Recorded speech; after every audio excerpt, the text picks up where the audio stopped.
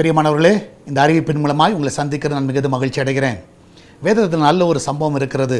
யோசபாத்துக்கு விரோதமாக ராஜாக்கள் அவனுக்கு விரோதமாக எழும்புகிற வேளையிலே யோசபாத் ஒரு ஜெபத்தை ஏறெடுக்கிறார். அது என்ன ஜெபம் என்றால் 2 நாளாகமம் 20வது அதிகாரம் 2 Chronicles chapter 20 நீங்கள் பார்ப்பீர்கள் என்றால் verse 13 பார்க்கலாம். 6வது வசனத்தில், எங்கள் தேவனே, அவர்களை நீர் நியாயம் தீர்க்க மாட்டீரோ, எங்களுக்கு விரோதமாக வந்த இந்த ஏராளமான கூட்டத்துக்கு முன்பதாக நிற்க எங்களுக்கு பலன் இல்லை, நாங்கள் செய்ய வேண்டியது என்னதென்று எங்களுக்கு தெரியவில்லை, ஆகையால் எங்கள் கண்கள் உண்மையே நோக்கி கொண்டிருக்கிறது என்றான்.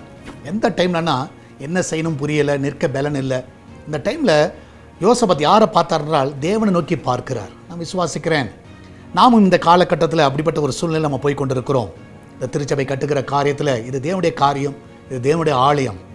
ஸோ அதனால் நம்ம எல்லா முயற்சிகள் எடுக்கிறோம். அடியான் எடுக்க முயற்சிகள், நீங்கள் நிறைய பேர் முயற்சி எடுக்கிறீர்கள், அநேகர் நீங்கள் ஜெபிக்கிறீங்க, தாங்குங்கிறீங்க. எல்லாருக்கும் நன்றியுள்ளவனாக இருக்கிறேன். ஆனாலும் நாம் இன்றைக்கி முக்கியமான ஒரு காரியத்தை செய்ய வேண்டி இருக்கிறோம். நாம் தேவனை நோக்கி பார்க்க வேண்டிய ஒரு தருணத்தில் இன்னும் கூடுதலாய், ஏற்கனவே பார்த்தது மாத்திரமல்ல, இன்னும் அதிகமாய் கூடுதலாய் தேட வேண்டிய ஒரு தருணத்தில் இருக்கிறோம். கர்த்தர் தான் வழியில் திறக்க வேண்டும், கர்த்தர் தான் ஜனங்களுடைய இருதயத்தில் பேச வேண்டும். அதனால் நாளைய தினம் வெள்ளிக்கிழமை ஃப்ரைடே, நாளைக்கு ஃபாஸ்டிங் பீரியட் இருக்கிறது.